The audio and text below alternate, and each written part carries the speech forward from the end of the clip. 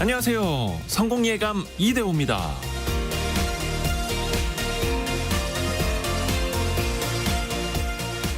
자동차 계기판에 있는 주유기 불빛을 보면 한쪽으로 화살표가 그려져 있습니다. 바로 주유구가 있는 방향이죠. 이 작은 화살표 덕분에 우리는 주유소에 진입할 때 헷갈리지 않을 수 있고요. 차선을 변경할 때 쓰라고 방향 지시등, 즉 깜빡이가 있죠. 하지만 최첨단 자동차에서 가장 쓰지 않는 기능이 깜빡이라는 우스갯소리가 있을 정도로 깜빡이를 켜지 않고 차선을 바꾸는 운전자가 참 많습니다. 나는 이미 내가 어떤 방향으로 갈지 마음을 정했지만 다른 사람을 위해 신호를 주는 것, 그건 왜들 그렇게 불편하게 생각하는지요. 자동차를 운전하는 사람은 멀미를 하지 않습니다.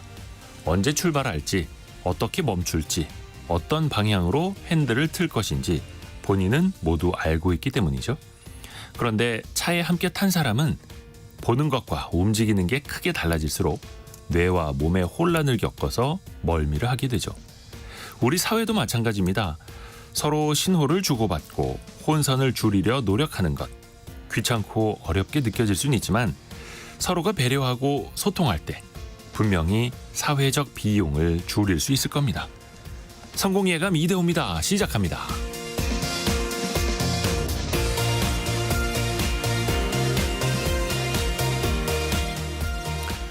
안녕하세요. 이대호입니다. 오늘은 6월 7일 금요일, 그 어느 때보다도 마음이 가벼운 금요일 아닙니까? 하루 쉬고 나오니까. 오늘 아마 쉬시는 분도 많으실 것 같고요. 학교들은 또 재량 휴업인 학교들도 좀 있는 것 같더라고요. 금요일, 원탁의 기자들이 찾아가는 날입니다. 내년 최저임금을 결정하기 위한 노동계와 경영계의 줄다리기, 올해 또 시작이 됐습니다. 금액은 또 얼마로 할지, 최저시급이요. 그리고 업종별로 과연 이걸 차등을 둬야 할지 다양한 이슈들이 있는데요. 원탁의 기자들과 함께 여러분도 의견을 나눠보시죠. 그리고 카카오톡 오픈 채팅방에서 일부 소비자 개인정보가 유출된 사건이 있었는데요. 그 책임과 처벌 수위를 놓고 카카오와 정부가 신경전을 벌이고 있습니다. 반복되고 있는 개인정보 유출 문제, 어디까지가 기업의 책임인지, 어떻게 해야 하는지 같이 한번 논의해 보시죠. 자, 그리고 경제상식 퀴즈 나갑니다. 퀴즈와 함께 상품도 나가죠. 다음 달부터요, 4세대 이것 가입자들의 보험료가 달라집니다. 비급여 의료 서비스를 얼마나 이용했느냐에 따라서 달라지게 되는데요. 최근 1년 동안 비급여 보험금을 받지 않았다면 약 5% 정도 할인을 받을 수 있는데요. 4세대 가입자의 약 62% 정도가 해당이 된다고 합니다. 5% 정도 할인받을 수 있는 사람이 62%다. 그런데 반대로 직전 1년 동안 보험금을 100만 원 이상 수령했다면 기존 보험료보다 100%에서 많게는 300% 사이에 할증이 적용된다고 합니다. 만약에 비급여 보험금을 받았는데 그게 100만 원 미만이다. 그러면 할증 없이 보험료가 유지될 수 있는 거고요. 자, 이것은 무엇일까요? 네 글자인데요. 우리 국민 거의 4천만 명이 가입을 해서 제2의 국민건강보험이다라고 불리고 있는 이것. 아마 여러분도 많이들 갖고 계실 겁니다. 질병이나 상해로 치료를 받을 때 의료비 일부를 실제 든 비용만큼 보험금을 주는 그 보험 네 글자로 보내주시면 됩니다. 짧은 문자 50원, 긴 문자 100원이 드는 샵 9730으로 보내주시면 되고요. 비용이 들지 않는 KBS 콩도 좋습니다. 저희가 추첨을 통해서 선물도 다양하게 보내드리고 있고요. 유튜브를 통해서도 함께 하시죠. 성공예감 이대호입니다. 자주 검색하시면 성공이 가까워집니다.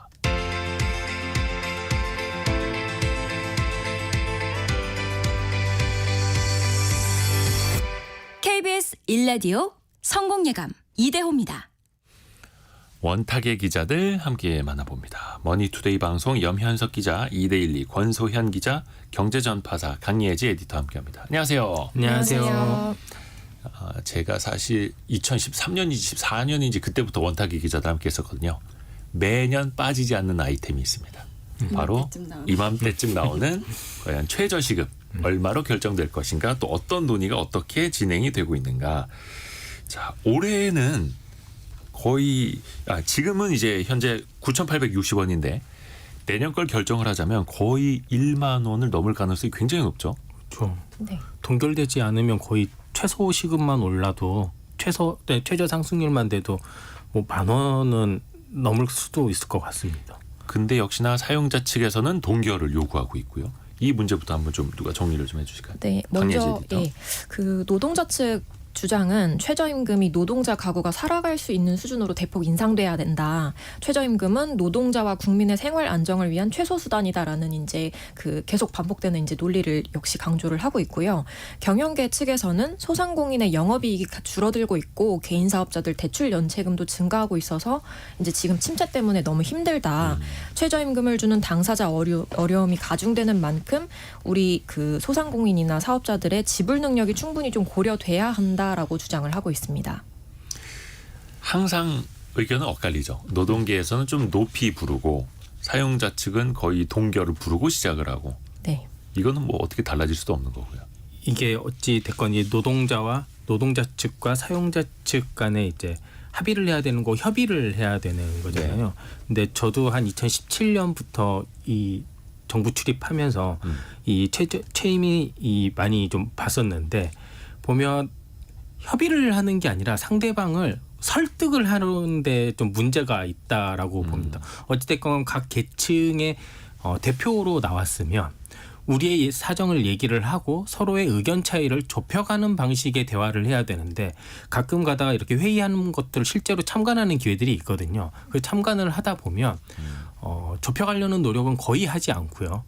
공익위원들은 그러니까 방관자적 역할까지 조금 심하게 하면 그냥 쳐다만 보고 있고 양쪽에서 두 분이서 서로의 입장만 얘기를 합니다. 그 좁혀가려는 노력을 하지 않고 있어서 뭐 어디가 잘했다 잘못했다의 문제가 아니라 좀 제 개인적인 생각에서는 먼저 말씀을 드리면 이 각 계층의 대표자분들께서 뭐 상대방을 이해하려고 하는 노력 아니면 조금씩 내가 주고받고자 하는 것들을 너무 자기가 원하는 걸 다 들어주지 않아도 좀 대화를 하려고 하는 걸 좀 그런 자세들이 좀 되어 있으면 좋을 것 같다라는 생각을 합니다. 근데 이게 근로자 측, 사용자 측, 공익위원까지 해서 각 9명씩 3, 9, 27, 27명인데 제가 본 바로는 근로자 측이나 사용자 측 위원들이 상대방 이야기에 좀 응해주고 이해를 해주는 그런 스탠스를 보여주잖아요. 그러면 같은 편에게 엄청난 비난을 받습니다. 그래서 일단은 이 협상 테이블에서는 맞아요. 세게 얘기하고 막 그럴 수밖에 없는 또 그런 한계도 있더라고요. 맞아. 권수영 굉장히 기자. 자연스러운 현상인 거예요. 왜냐하면 이 최저임금이라는 게 이게 살아가는데 필요한 최저 이제 임금인 거잖아요. 그러니까 근로자의 의식주 생활이 가능한 데 필요한 이제 임금 수준인 거기 때문에 노동자 측에서는 굉장히 민감한 거고 사용자 측에서는 이게 다 비용인 거기 때문에 굉장히 첨예하게 맞설 수밖에 없는 사안인데다가 이게 어쨌든 협상의 과정인 거잖아요. 그러니까 항상 이제 노동계는 작년에 26% 넘게 이제 인상을 요구했었고 이제 여기 이 사용자 측은 동결 혹은 삭감을 요구하기도 합니다. 지난해보다 좀 낮춰야 된다. 이런 식으로 이제 극과 극을 제시한 다음에 이제 좁혀가는 과정을 겪게 되는데 이 과정에서 어떤 측이 어떤 통계를 제시하느냐에 따라 조금 분위기가 많이 바뀌는 것 같긴 해요. 근데 올해는 이 노동자 측에서 제시한 통계 중에서 뭐 비혼 단신 근로자 실태 생계비가 월 246만 원이다. 이게 전년 대비 2% 늘었는데 올해 최저임금 보니까 주 40시간 기준으로 보면 206만 원. 그러니까 206만 원 받아서 246만 원 들어가는 걸 어떻게 사냐? 뭐 이런 식으로 이제 논리를 펴고 이제 물가 상승률도 보면 그러니까 물가 상승률을 감안한 실질 임금을 우리가 좀 봐야 되는데 실질 임금도 줄었다는 거예요. 이게 올해 1분기의 실질 임금이 월 평균으로 보면 371만 1,000원인데 전년 동기 대비로 1.7% 감소했거든요. 그러니까 이게 2022년 2분기부터 8분기째 마이너스인데 이 마이너스 폭도 점점 커집니다. 그러니까 월급 오르는 것보다 물가가 더 올랐어. 그러니까 최저임금도 올려줘야 돼. 이런 논리인 거고 이 사용자 측에서는 사실 이제 그 통계 중에 우리 최저임금 법정 최저임금도 못 받는 비율 이거를 이제 좀 통계로 갖고 나오고 있는데 이 비율이라는 거는 그러니까 딱 제가 보기엔 두 가지인 것 같아요. 그러니까 사용자 측에서는 이렇게 올려버리면 부담스러워서 고용 못할 거야. 약간 이런 논리 한 가지와 하나는 이렇게 올리잖아. 그러면 이걸 수용할 수 있는 데들이 훨씬 적어질 거야. 그러니까 최저임금 못 주는 데들이 이제 늘어날 거야라고 이제 얘기를 하는 건데 일단 이 뭐 부담스러워서 고용을 안 할 것이다라는 논리를 뒷받침하는 이제 통계로는 지난해 이제 법정 최저 임금액 미만을 받는 근로자 수가 301만 명 정도였는데 그 중에서 84.4%가 30인 미만 사업체에 종사하는 근로자였던 거예요. 그러니까 지금 이제 아까도 말했지만 뭐 영세한 중소기업자들 아니면 뭐 소상공인 이런 사람들은 최저임금 올리면 이거 뭐 비용 더 나가니까 결국은 고용을 줄일 수밖에 없지 않겠느냐. 뭐 로봇 요새 이제 식당 가보면 로봇이 서빙하는 시대가 됐잖아요. 그러면 근로자 하나 줄이고 로봇을 도입하거나 이렇게 할 텐데 일자리 줄어드는 거 어떻게 할 거야라는 거일 거고 이렇게 되면 이제 폐업으로 가는 소상공인도 많을 텐데 작년에 폐업한 외식업 매장 수가 18만 개 정도 되거든요. 이게 2020년 대비 83% 늘어난 수치입니다.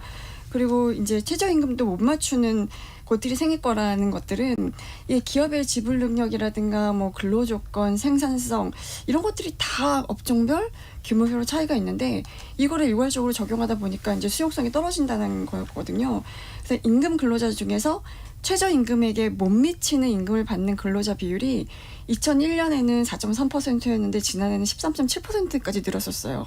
근데 이게 과거 수치를 쭉 보니까 2018년에도 한 16.4%로 튀었었고 2019년에도 10.9%로 튀었었는데 요때가 최저임금이 급격하게 인상됐던 시기였거든요. 그러니까 이런 통계들을 제시하면서 사용자 측에서는 이거 이렇게 올리면 최저임금 못 주는 데도 많을 거야. 더 늘어날 거야. 이런 이제 논리를 펴고 있는 거죠. 그러니까 이게 정부가 주는 것도 아니고 석유가스전이 개발돼서 그 돈으로 주는 것도 아니고 이게 중소상인들, 소상공인들, 중소기업인들 거의 대부분 그쪽에 적용이 되는 이야기다 보니까 사실 뭐 대기업에서는 최저시급 뭐 중요치 않을 수도 있는 거고요. 이게 사업자로서는 당연히 부담이 되고 그리고 또 자녀를 두거나 또 본인이 일을 해야 하는 입장에서는 당연히 한 푼이라도 더 받았으면 좋은 거고 어쩔 수 없는 측면이 좀 있는데. 그러니까 이게 최저임금이 여러 가지 다른 사회보장제도랑 많이 연동이 되어 있잖아요. 네. 사실 이것도 조금 큰 문제 중에 하나라고 보거든요. 그러니까 우리가 흔히 얘기하는 최저시급을 많이 활용하는 사용자 측 하면 이제 소상공인들이나 이런 요식업 분야들이 조금 많이 있잖아요. 네. 그런데 같은 경우에 보면 장기적으로 물론 일을 하려고 하는 사람들도 있겠지만 간단하게 이렇게 단기 아르바이트식으로 하는 분야가 있는데 여기에 예를 들어 뭐 4대 보험이라든지 이런 거가 다 최저 시급과 연동이 되어 있다 보니까 그 직접 이제 임금을 지불해야 되는 입장에서는 부담이 되는 거죠. 사실 이게 보험료라는 게 눈에 보이지는 않지만 그것도 인건비에 다 들어가는 거잖아요. 인건비 이제 측에서. 비례해서 사업주가 같이 내주게 되니까요. 네, 차라리 그럼 뭐 보험료를 실질적으로 근로자인 경우에도 그 보험료를 실질적인 임금으로 받는다면 단기적으로 이렇게 필요에 따라서 할 수 있는 입장에서는 더 좋다라는 얘기가 있었고 실제 아까 얘기했었던 대로 2018년에 이렇게 최저임금이 급격히 한번 올랐을 때 이런 얘기도 되게 많이 나왔었거든요. 이렇게 오르면서 부담이 되는 그런 보험료가 더 부담이 되고 이거를 보험료 같은 경우는 또 지속적으로 또 나가야 되는 거기 때문에 이거를 차라리 임금으로 이렇게 돌려서 줄 수 있게 해주면 우리의 소상공인들의 부담이 조금 더 줄어들 거다라는 이런 반대 논리도 좀 있어서 좀 그렇게 뭐 논의를 좀 했었을 때는 그런 것까지 좀 폭넓게 논의를 좀 해봤으면 좋겠습니다. 4대 보험을요? 그러니까 4대 보험이 이게 안전망 측면에서 예를 들면 뭐 실업급여라든지 이렇게 필수적으로 단기 근로자한테도 이렇게 필요한 보험도 있지만 사실 뭐 국민연금이라든지 뭐 또 다른 또 뭐가 있죠? 의료보험이라든지 이런 고용보험. 것들은 사실 필요가 없는 경우들이 있거든요. 그러니까 단기적으로 일을 하시는 분들에게는 네. 내가 어차피 그걸 선택을 할 단기간 수 있게. 일을 하고 끝낼 건데 왜 국민연금까지 여기서 붙여가야 됩니까? 뭐 그렇죠. 이런 식으로. 물론 이거는 이제 약간 논외 네, 이야기입니다. 논외긴 지금 합니다. 이제 네. 초점을 둬야 하는 그런 포커스는 아닌 것 같으니까 나중에 또 한번 이야기할 수 있는 기회가 있으면 이야기를 해보겠고요. 그 경영계 측에서 항상 첫 번째 카드로 들고 나오는 게 동결, 그리고 두 번째 카드로 들고 나오는 게 업종별 차등 적용입니다. 항상 이것도 거의 매년 이야기를 하는데 또 시행은 되지는 않는 건데 강예재 에디터는 어떻게 보세요?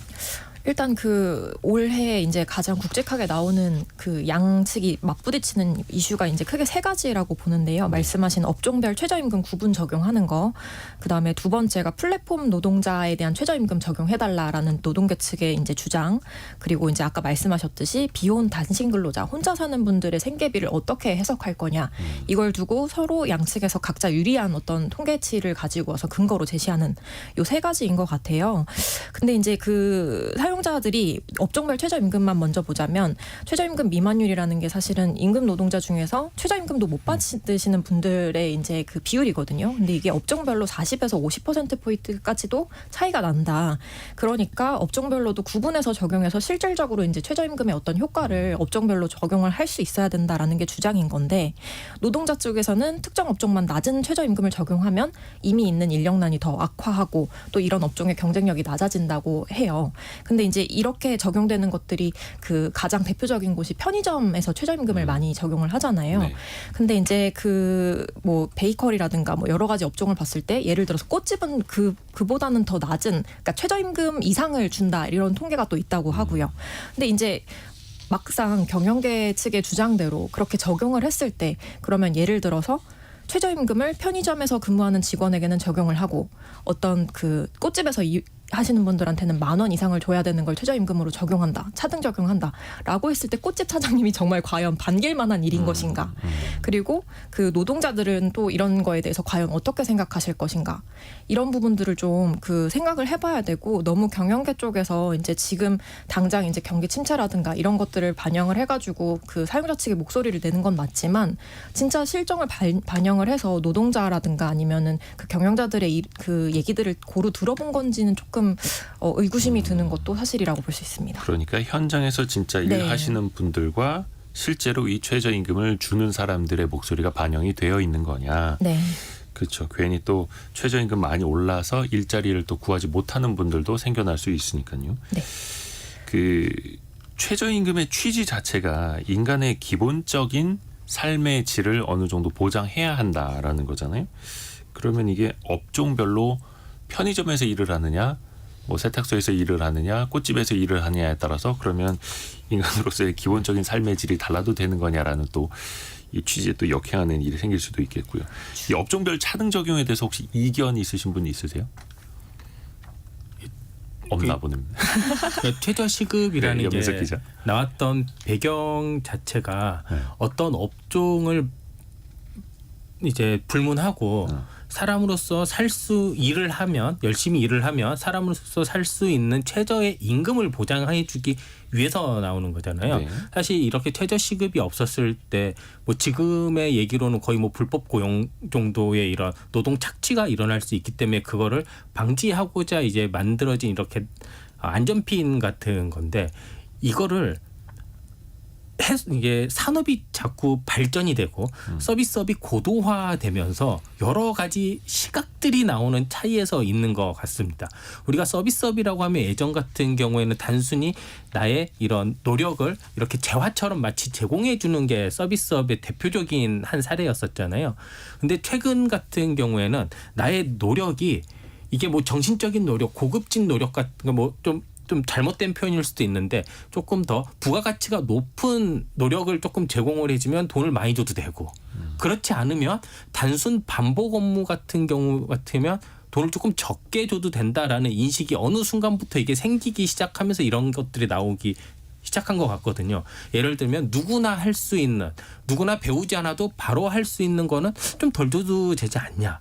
그리고 예를 들면 뭐 굳이 우리나라 국민이 아닌데 최저시급을 우리나라 사람들한테 맞춰진 국내법을 적용해서 줘야 되냐, 뭐 이런 내용들이 계속 나오고 있는데 이건 좀 시각에 대한 차이인 것 같지만, 산업이 고도화되고 이렇게 계속 서비스업도 분화가 많아지고 일하는 그런 근로자들의 이런 다양성도 계속 확대가 되면 약간은 조금 그런 다양성을 좀 맞춰주는 유연함도 조금 필요하지 않을까라는 생각도 있습니다. 하지만 이게 네. 너무 사용자 측에서 얘기하는 대로 최저시급을 너무 깎으려고 하는 측면들이 좀 있거든요. 그리고 노동자 근로자 측에서는 당연히 이렇게 한번 이게 낮아지기 시작하고 양보를 하게 되면 다른 쪽에서도 양보가 될 수도 있기 때문에 이런 거를 결사를 반대를 하는 것 측면이 있기 때문에 굉장히 예민한 문제지만 조금 유연함은 조금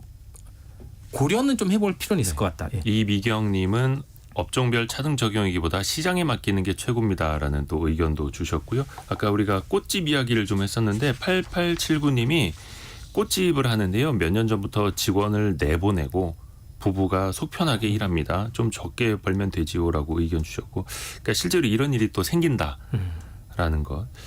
김미성님도 우리 공장도 월급 문제로 가족들과 함께 주말도 일합니다. 남국림님, 물가가 올랐으니 임금을 올리고 임금이 올라서 다시 물가가 오르고 어디가 끝인가요? 그렇죠. 이게 사실 선순환이 돼야 되는데 그 중간에서 내수는 확장되질 않고 경제 성장률도 떨어져 가고 그러면서 그 중간에 계시는 분들이 또 힘이 드는 거죠. 조금 이제 제도적인 걸 한번 좀 이야기해봤으면 좋겠는데요. 저희가 매년 이맘때쯤부터 우리가 시작하는 원탁의 기자들 주제라고도 이야기를 해드렸습니다만 늘상 반복이 됩니다. 그리고 심의 기한이 이달 27일이라고 하는데요. 근데 37번의 위원회 회의 중에서 합의로 결정된 게 7번밖에 안 된다고 합니다. 거의 대부분 노동자 측, 사용자 측 대표위원들은 자리를 박차고 나가고 그래서 공익위원들이 제시를 하고 그 안으로 확정이 되고 야, 어떻게 이게 바뀔 수는 없을까요? 이 제도는? 일단은 이 구조적으로 사용자 9명, 노동자 9명, 그다음에 공익위원 9명 이렇게 보면은 뭔가 균형이 굉장히 잘 갖춰진 위원회로 보이는데 네. 사실상 사용자 측과 노동자 측이 너무 팽팽하게 맞서다 보니까 캐스팅 보트를 쥐은 건 공익위원 9명이거든요. 네. 그리고 이 공익위원의 성향이나 배경을 보고 선임을 반대하는 각측의 이제 주장이 나오는 경우도 많고요. 특히 공익위원 같은 경우에는 정부가 추천해서 임명을 하고 또 이 위원들 중에서 최저임금위원회 위원장이 선출되는 구조라서 정말로 이게 정부로부터 독립성이 있는 어떤 위원회의 성격을 가지고 있느냐라는 의문이 나오는 것도 사실인 것 같습니다. 그리고 그러면은 가장 중요한 거는 최저임금이 결정되는 그 과정이나 그 과정에서 생긴 어떤 기준 이런 것들이 공정하냐라는 문제가 있는데요. 이 임금 결정 기준을 보면 생계비, 유사근로자 임금, 노동 생산성 등을 고려를 해서 임금을 결정하도록 하는데 이게 산식이 자주 바뀐다고 해요. 예를 들어서 2000년에서 2010년에는 성장률, 물가 상승률 이런 것들이 지표였는데 작년하고 올해에는 여기에다가 취업 증가율까지 고려를 했다고 합니다. 이렇게 기준이 바뀌다 보니까 신뢰성도 떨어지고 그러니까 정권이 바뀔 때마다 입맛대로 어떤 위원회의 기준도 바꾸는 거 아니냐라는 의심이 나오고요. 그리고 양측이 이제 평행선을 달리는 중에 아까 말씀하신 것처럼 각자 너무 무리한 수준을 요구하다 보니까 답이 안 나오는 그런 문제도 있고 그러니까 이제 최저임금 결정에서 매번 이 양측이 심각하게 엇갈리다 보니 어떤 근로장려 세제 같은 이제 대안으로 최저임금의 대안, 어떤 보완제로 나오는 그런 역할들도 집중 논의를 해야 되는데 오히려 이런 것들은 논의를 하지 못하고 끝나는 경우가 많다. 그래서 제도가 사실 현실적으로 조금 지금 어떤 합의에 이르는 원활한 구조를 가지고 있지 않은 것도 사실입니다. 사실 그 위원회 조직이라는 건 합의 기구이지 않습니까? 그런데 항상 원만한 합의는 나타나질 않고 있는 거고 다른 이야기로 좀 넘어가자면 이게 노사 갈등이 사실 최저임금 분야에만 있는 건 아니고요. 곳곳에 산적을 하고 있는데 가장 이제 대표적인 기업이 최근에 이야기가 되고 있는 게 바로 삼성전자입니다. 사실 삼성전자의 노조 파업은 생각을 못했었던 분야이기는 해요. 우리 국민들이 그동안에. 근데 몇 년 전부터 노조가 만들어졌고 최근에는 노조가 파업을 선언을 했고 바로 오늘이죠. 노조가 연차 휴가를 쓰는 투쟁을 하겠다라는 게 바로 오늘인데요.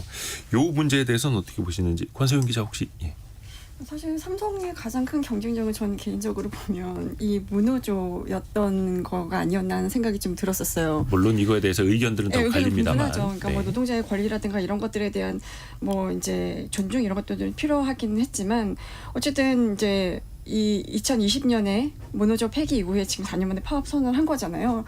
이게 어떤 영향을 미칠지에 대한 이제 관심들은 굉장히 높은 것 같은데 저희가 약간 과거에 이게 쭉 보면 이제 현대차 같은 경우에 늘 이제 매년 하투, 춘투, 추투 막 이런 식으로 계속 반복되는 이런 거에서 이제 기업 경쟁력이 좀 좀 갉아먹어지는 이런 거에 비하면 삼성은 그 부분에서는 좀 자유로웠었는데 이게 사실 시대의 흐름에 어찌 보면 약간 좀 반환하는 좀 그런 도 있었고 2020년에 문호조 폐기 이후에 지금 이렇게 가는 게 어찌 보면 되게 자연스러운 현상인 것 같긴 한데 이걸 얼마나 현명하게 해결할 수 있느냐라는 이제 문제가 좀 있는 것 같아요. 근데 지금 사실 삼성의 상황이 그렇게 막 녹록한 상황은 아닌 거잖아요. 뭐 반도체 부분에서 이제 적자 문제도 좀 있었고 지금 HBM 부분에서 지금 약간 이제 뭐 엔비디아로부터 인정을 받았냐 안 받았냐, 그러니까 이런 거에 대한 이제 논란도 좀 있고 이래서 이런 상황에서의 이 파업선언이라는 게 조금 걱정이 되긴 합니다. 경쟁력 확보 차원에서. 그렇죠. 그러니까 지금 삼성전자는 안팎으로 위기라는 이야기를 또 들을 수밖에 없는 거고요. 그 최저 시급 결정에 대해서 많은 분들이 또 이야기를 해주셨고요. 또 5929님은 사업주가 부담할 수 있는 1급의 총액 그 마지노선이 있기 때문에 시급을 올리면 아무래도 고용 시간을 줄이게 됩니다. 최저임금 인상이 근로자를 시간 쪼개기 근무로 내몰고 있어요라고 또 이야기를 해주셨고, 우리 많이들 보셨겠습니다만 식당 가도 이제는 거의 키오스크로 주문을 하게 되고 테이블에 앉아서 태블릿 PC로 주문을 하게 되고 로봇이 서빙을 하는 그런 시대에 또 우리가 살고 있어서 특히 이번 최저임금 결정, 이 최저시급 결정위원회는 더 시사하는 바가 더 많아질 것 같습니다. 쉽지 않은 환경이어서요. 경제상식 퀴즈를 한 번 더 내드리고 두 번째 이슈로 넘어가면 좋을 것 같습니다. 네 글자입니다. 네 글자. 의료비를 보장해주는 상품이죠. 물론 이제 본인이 보험료를 내야 합니다만 그 가입 시점에 따라서 이 상품이 1세대, 2세대, 3세대 그리고 4세대까지 나누어져 있습니다. 1세대와 2세대, 그러니까 과거에 나왔던 이 상품은 보험료가 비싸지만 보장 범위가 넓고요. 4세대로 갈수록 보험료는 저렴하지만 보장 범위가 좁아지죠.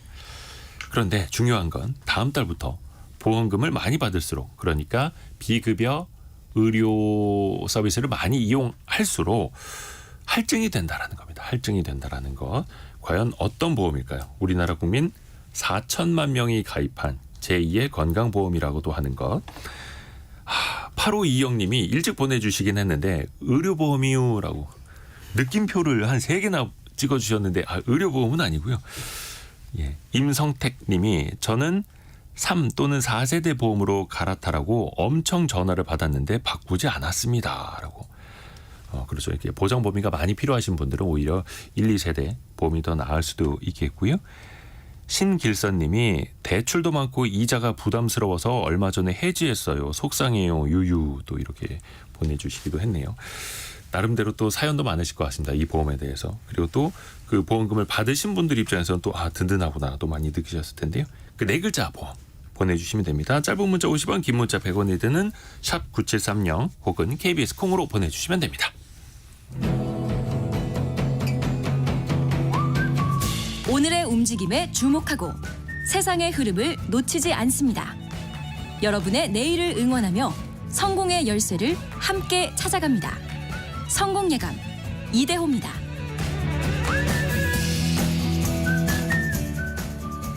사실 개인정보 유출 사고도 잊을만 하면 한 번씩 나오고 잊을만 하면 한 번씩 나오는데 이번에는 역대 최대 과징금이어서 화제가 되고 있습니다. 151억 원. 약간 이 불명예스러운 주인공은 어디입니까? 좀 이야기를 해볼까요? 네, 카카오인데요. 그 개인정보보호위원회에 따르면 해커가 카카오톡의 오픈 채팅방의 취약점을 이용해서 이곳에 참여한 이용자 정보를 알아내고 이걸 어떻게 취합하고 뭔가 그 해킹 프로그램을 이용을 해서 정보를 유출했다라는 게 이제 사건의 핵심이고요. 이렇게 그 노출이 된 것들이 최소 6만 5천 건의 개인정보가 조회가 됐고 네. 그리고 카카오톡 오픈 채팅 이용자의 개인정보 유출 피해 고객이 약 700명 정도에 달한다라는 것이 그 개인정보보호위원회의 그 조사 결과입니다. 그래서 이제 그 결과 말씀하신 것처럼 역대 최대 과징금, 직전에 최대 과징금은 국내 기업 기준으로 골프존이 약 75억 원 과징금을 문 사례가 있는데요. 네. 그 이후에 최대 과징금을 물게 생겼습니다. 일단 많은 분들이 오픈 채팅 이것도 쓰실 텐데 내가 아는 사람하고만 채팅을 하는 게 아니라 모르는 사람하고도 단체 커뮤니티에 들어가서 정보를 주고받는 그 기능이잖아요. 근데 거기에서 이게 헷갈리실 수 있는 게 개인정보가 거기에서 바로 유출된 게 아니죠. 이 구조가 좀 달라요. 네. 이거 좀 설명을 좀 해주셔야 될 것 같아요. 여기에 이제 권소영 그 기자. 오픈 채팅방이라는 거는 우리가 누가 이제 채팅방을 누구누구 초대해서 만들면 그 구성원의 신상 정보를 다 알잖아요. 이미 네. 다 친구로 등록되어 있거나 누군가의 친구이기 때문에 내가 친구 추천, 그러니까 등록을 하면 연결이 되는 구조인데 오픈 채팅방은 그 URL만 있으면 뭐 들어가는 건 자유. 그러나 누구든. 들어가서 익명으로, 그러니까 그 오픈 채팅방에서의 자기 아이디를 이제 따로 설정할 수가 있죠. 뭐 불타는 뭐 어피치, 약간 이런 식으로 이제 설정을 해서 하기 때문에 이 사람이 누군지 알 수 있는 방법이 없어요. 근데 지금 카카오 같은 경우는 그러니까 이 사건의 같은 경우는 해커가 이 오픈 채팅방에 참여한 이용자의 임시 아이디를 이용해서 그거를 가지고 임시 아이디에 있는 그 개인마다 부여된 회원 고유의 일련 번호랑 그 일련 번호를 가지고 그 사람한테 신고 추가를 해서 그 사람의 정보를 알아내거나, 그리고 약간 이제 해커들의 이런 커뮤니티에 공공연히 이런 정보들이 좀 공유가 됐었다고 하더라고요. 그러니까 특정 해킹 프로그램을 활용하면 오픈 채팅방에서의 임시 아이디를 활용해서 개인정보를 추출할 수 있다더라. 그러니까 이런 이제 프로그램 활용을 해서 개인의 뭐 휴대전화 번호라든가 뭐 이름이라든가 그래서 한 5가지 정보를 이제 모아서 이거를 이제 판매를 하는 뭐 텔레그램이나 이런 것들 통해서 판매를 한 사건인데, 이게 사실 오픈 채팅방이라는 거는 어떤 특정 주제를 갖고 모이는 경우들이 많아요. 저도 네. 보면 부동산 투자 정보라든가 아니면 뭐 이제 아이들 교육과 관련된 이런 오픈 채팅방에 많이 들어가 있는데, 그렇기 때문에 이 영역에 특정 관심을 갖고 있는 사람들의 정보인 거잖아요. 그렇기 때문에 이 정보가 굉장히 이런 마케팅이라든가 광고 업계에서는 고가의 거래가 될 수 있는 정보인 거거든요. 그러니까 이제 이 타겟팅이 사안을 딱 조금 되어 있으니. 더 크게 본 것 같습니다. 그러게요. 보통 그 오픈 채팅방 들어가 보신 분들은 아시겠습니다만 그냥 카카오의 캐릭터에 연동이 돼서 자동으로 닉네임을 만들어주기도 하고요. 뭐 즐거운 어피치, 뭐 화난 네오, 뭐 이런 식으로. 근데 예를 들어서 하트 뿅뿅 성공 예감 이렇게 해서 들어가 있는데, 다른 사람들은 내가 이대호인지 누군지 모르지만 해커는 이게 이제 일련 번호로 이렇게 돼 있었다면서요. 그거를 풀어내서 다른 정보랑 조합을 해서 개인 정보로 판매를 한 건데, 이제 여기에서 지금 화두가 되는 게, 그러면 이게 과연 카카오의 잘못이냐 아니냐. 해커가 여러 가지 데이터를 조합을 해서 개인 정보를 취합을 한 건데, 과연 카카오가 151억 원의 과징금을 맞을 정도가 되느냐, 이거 아닙니까? 이게 핵심이. 이게 염현석 혹시- 기자. 그러니까 그 일련 번호라는 게 그런 카카오 오픈 채팅 안에서의 일련 번호고, 그 일련 번호를 기반으로 여러 가지 정보를 조합할 수 있는 근거도 카카오톡에서 사용되는 그 회원의 일련 번호와 서로 이제 유사성이나 여러 이제 연관이 있기 때문이거든요. 그리고 카카오톡 같은 경우에는 우리나라의 대표적인 국민 메시지를 안 쓰는 사람이 없잖아요. 네. 사실상 거의 모든 일상생활이 다 들어가 있는 메신저라고 봐도 되는데요. 그렇게 본다면 카카오가 좀 보안을 조금 더 신경을 좀 여러 차례 좀 써줘야 되는 게 아닌가라는 생각을 들고, 저는 항상 이런 거 나올 때마다 151억 별로 크지 않다라고 생각을 하거든요. 물론 굉장히 큰 돈이고 과징금에서 국내 기업 역대 최대라고는 하지만 우리나라에서는 카카오가 구글 메타보다 영향력이 훨씬 더 세다라고 보거든요. 구글 메타는 1,000억 원을 맞았는데 왜 카카오는 151억밖에 맞지 않았나? 국내 기업이라서 뭐 특혜를 준 건가라는 생각까지 가질 정도로 조금 저는 약하다라고 좀 생각을 하고 있고, 개인적으로는. 하지만 카카오도, 그러니까 우리는 좀 약간 이런 게 있는 것 같아요. 개인 정보가 너무 유출이 많이 돼서 좀 둔감한 측면도 있고, 이 656한 700여 명이 분들의 그런 피해 보상이라든지 이런 거에 대해서 논의가 거의 안 되는 거를 보면 조금 많이 아쉬운 조처다라고 생각을 합니다. 네. 저 쟁점 중에 하나가 이제 이게 네. 개인정보냐 아니냐인 거잖아요. 근데 그걸 떠나서 카카오의 고객 정보가 외부에 유출이 돼가지고 범죄에 어떻게 이용될 가능성이 있었다라는 거잖아요. 근데 이제 카카오 측에서는 해커 관련해서 이제 정부나 어떤 당국 쪽에다가 신고를 했다고는 해요. 근데 법적 신고 의무는 했지만 말씀하신 것처럼 국민 메신저로 사용되는 상황에서 이 회사의 대응이 너무 소극적인 데서 오는 실망감이 너무 크지 않았나.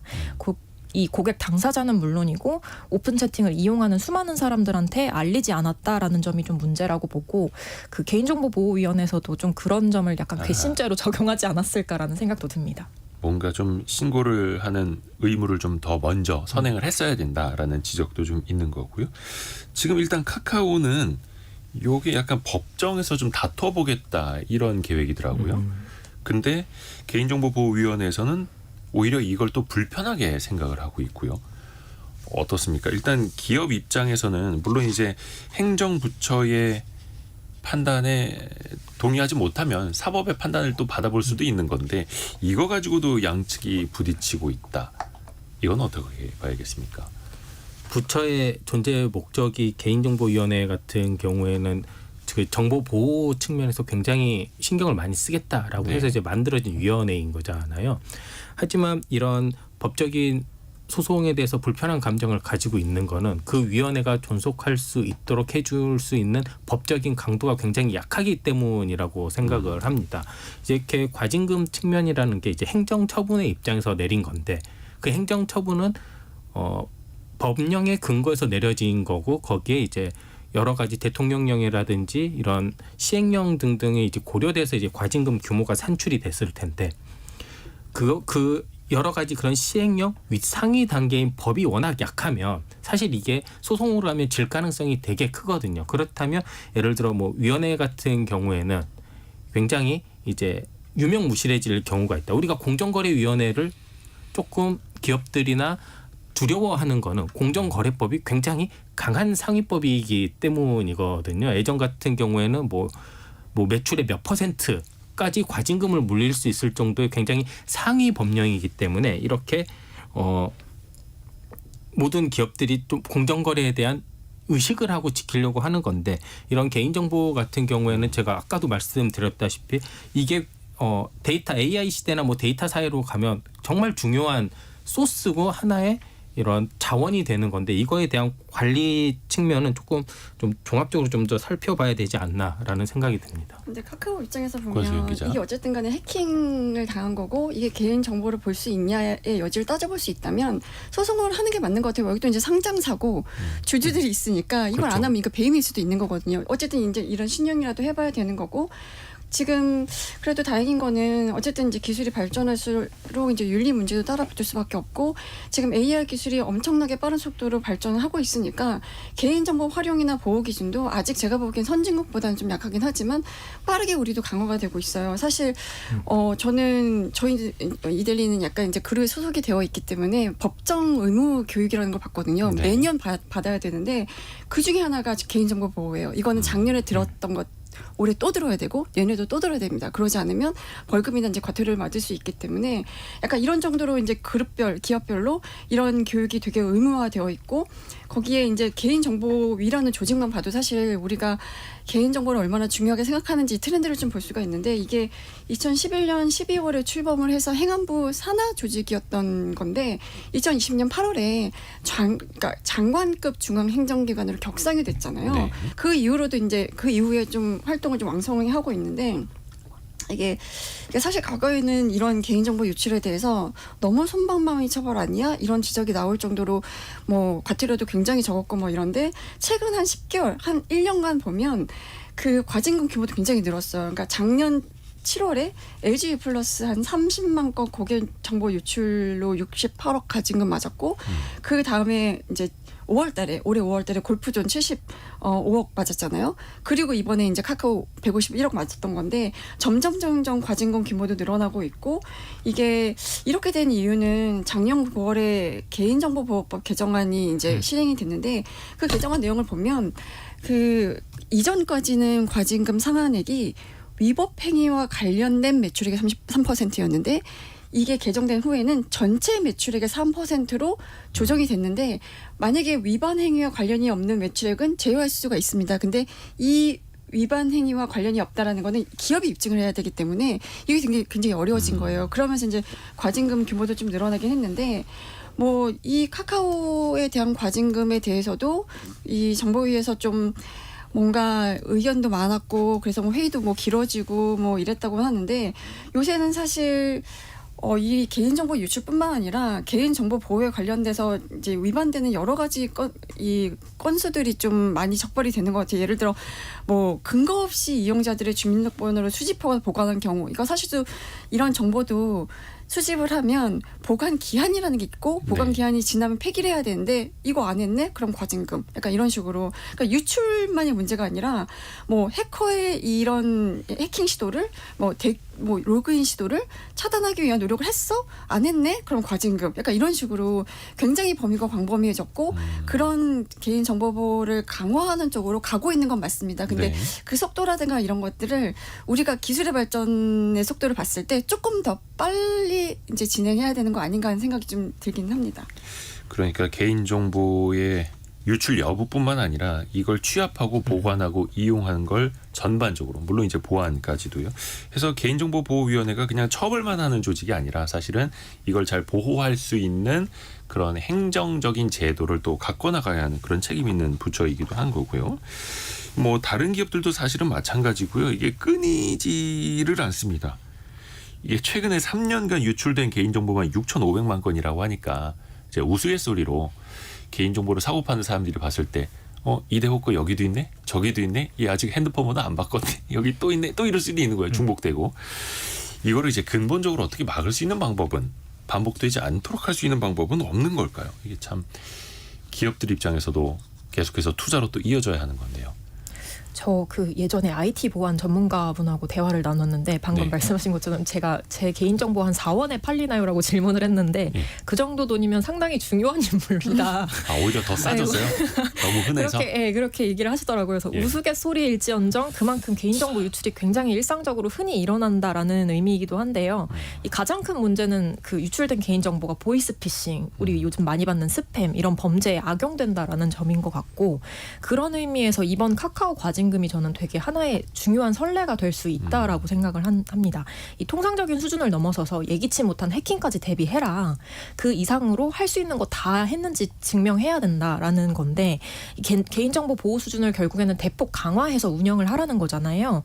그런 메시지를 전달을 했다라고 생각을 하고요. 소송까지 갔다라고 해도 소송 내용과 결과 또한 향후 앞으로 이제 많은 기업들의 개인정보 보호 정책과 그런 관련된 예산에 굉장히 큰 영향을 미칠 거라고 생각합니다. 서은비 님이 정보는 내 정보가 털리는데 돈은 정부가 받네요. 사실 그 과징금 같은 것도 이제 세외 수입으로 계정에 이제 계산이 되죠. 그래서 나중에 정보 보호를 위한 또 예산으로도 쓰일 수도 있는 거고요. 원탁의 기자들 함께했고요. 이데일리 권소현 기자, 머니투데이 방송 염현석 기자, 경제전파사 강예지 에디터 함께했습니다. 고맙습니다. 감사합니다.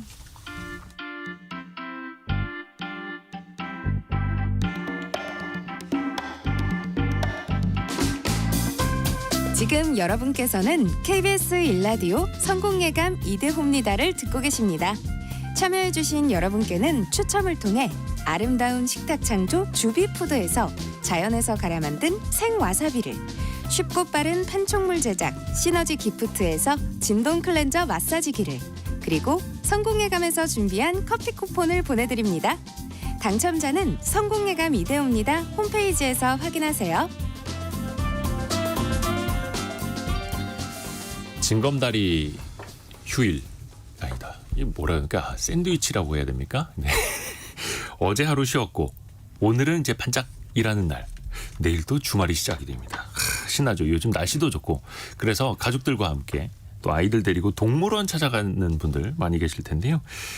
오늘은 어떻게 동물원에 가서 취재를 할 생각을 했는지 체얼리즘 시간 머니투데이 남형도 기자와 함께합니다. 안녕하세요. 안녕하세요. 평소에도 동물원을 좀 어디 다니세요? 뭐 취재 목적 아니면 잘 안 가긴 하는데요. 네. 이번에는 특히 이제 지역에 있는 데로 다녀왔어요. 청주까지 다녀왔는데요. 작년에 이제 좀 유명했던 갈비뼈 사자 기억나시는지 모르겠는데 빼짱 네, 마른 사자 앙상한 갈비뼈가 막 드러날 정도. 드러날 정도로 그 김해 부경동물원에 7년간 갇혀 있었던 그 콘크리트 바닥에 비좁은 공간에 이제 있었거든요. 이 바람이라는 이름이 가진 사자인데 사자 이름이 바람이. 네, 원래 그 먹이를 찾으러 24km까지도 움직이는 야생 동물인데 그렇죠. 거기서 이제 좀 숨 쉬는 것마저 좀 버거워 보이고 되게 무기력한 모습이었어요. 근데 약간 방치되다시피 했었는데 1년 전에 이제 구조가 돼서 간 곳이 이제 청주동물원이었거든요. 바람이가 잘 지내고 있을까 뭐 궁금하기도 하고 그래서 방문을 했습니다. 원래 김해 부경동물원에 있었던 바람이라는 사자. 그래서 청주동물원으로 옮겨갔고 어때요 지금 상태가? 야생동물 보호구역이라는 이름의 거기에 옮겨져 있었는데 예. 이전 그 실내동물원과는 비교할 수 없을 정도로 넓은 곳이었고요. 네. 풀과 흙을 밟고 뭐 햇볕도 쬐면서 평온하게 잘 지내고 있는 모습을 봤습니다. 지금은 이제 상태가 또 많이 좋아졌고. 네. 근데 이게 사자의 이야기만은 아니잖아요. 다른 동물들도 그럴 텐데요. 그렇죠. 여기가 좀 다른 곳들이랑 다른 점이 동물 복지를 좀 되게 신경을 많이 쓰는 곳인데요. 이 동물원 자체가 네. 청주동물원이 늑대는 5마리가 있는데 뭐 원래 나뉘어서 쓰던 공간을 하나로 다 합쳐가지고 크게 만들고 늑대들이 직선 주행을 좋아한대요. 네, 그래서 보니까 늑대들이 전력 질주하고 뭐 장난치고 뛰어다닐 수 있게 그러니까 확연히 활동량이 증가했다고 하고요. 네. 붉은 여우는 시멘트 바닥에서 살고 있었는데 방사장을 아예 만들어서 흙이랑 밟게 해주고 나무랑 숲풀도 심고 수물하고 이제 풀도 일부러 잘 안 깎기도 하고요. 물새장 같은 경우도 원래 관람객이 들어가서 볼 수 있었는데 네네네. 망원경으로 멀리서 볼 수 있게만 하고 굉장히 커다랗게 지어두었습니다. 그래서 커다랗게 원을 그리면서 비행하는 아름다운 장면도 덕분에 볼 수 있게 된 거죠. 청주동물원이 상대적으로 규모가 커요? 규모가 크지는 않은데 네. 이런 노력들을 하고 있는 건데요. 특히 동물 복지를 많이 신경을 쓴다. 그렇죠. 여기가 이제 원래 초기에 2001년 정도부터 김정우 수의사님이라는 분이 예. 원래는 동물 다치면 치료해 주시다가 그죠 수의사니까. 네, 동물 근데 2017년 팀장 되신 다음에 이게 자꾸 죽고 다치고 이러니까 환경을 좀 바꿔야겠다 마음을 먹으셨어요. 그래서 사람들한테 이제 싫은 소리 자꾸 하고 그랬더니 그 반응이 뭐 이제 대부분 왜 유난이냐 그렇게 해도 돈 더 나오는 거 아닌데 뭐 이렇게 부침도 겪으셨는데 2018년에 이제 사육공원 구조를 하시면서 환경을 하나씩 바꿔 가셨는데요. 우선 동물을 더 이상 사지 않는다고 합니다. 그게 5년이 됐다고 하고요. 어디서 이제 돈 주고 사오지 않는다. 네, 그렇게 해서 줄어든 동물들은 그 빈 공간을 부숴가지고 기존에 있던 동물들을 위해서 넓히는 방식인 거죠. 그래서 원래 최대 130종까지 있었는데 지금은 70종까지 줄이고 그만큼은 이제 동물 복지를 위해서 더 고민을 하고 있는 겁니다. 저희가 또 경제 중심으로 많이 다루다 보니까 아이고 요 청주동물원 그러면 재정적으로도 쉽지는 않을 것 같은데 네.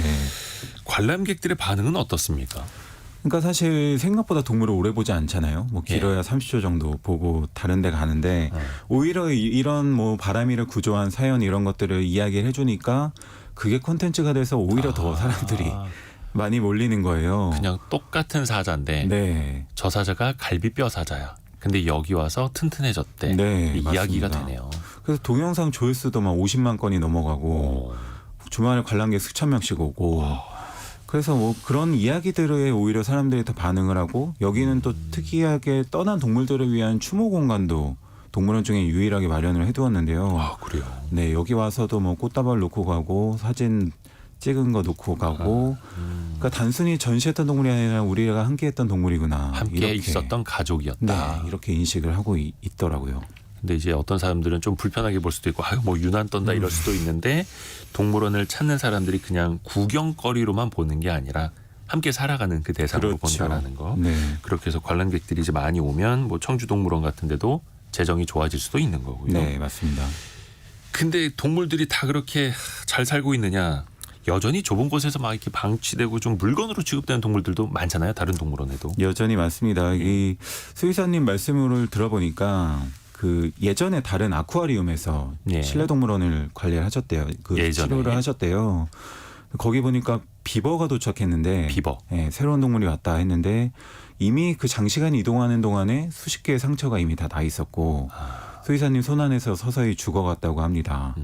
근데 상부에 보고하니까 고생했다. 뭐 곧 다른 걸로 교체해 줄 테니 마음 쓰지 말라. 그러니까 햇볕 없는 실내 사육으로 자주 병들고 아프면은 뒷방으로 옮기고 이런 것들이 반복돼서 이제 스스로 털을 뽑고 뭐 이제 아주 좁다란 곳에서 빙빙 돌고 이런 정형 행동들을 하는 그런 열악한 동물원들이 여전히 많습니다. 그러니까 왔다 갔다 이거를 하루에 진짜 수백 번 반복하는 그렇죠. 거죠. 네. 그걸 이제 정형 행동이라고 하더라고요. 근데 우리나라에 이런 동물원 자체가 몇 곳이나 있는 거예요?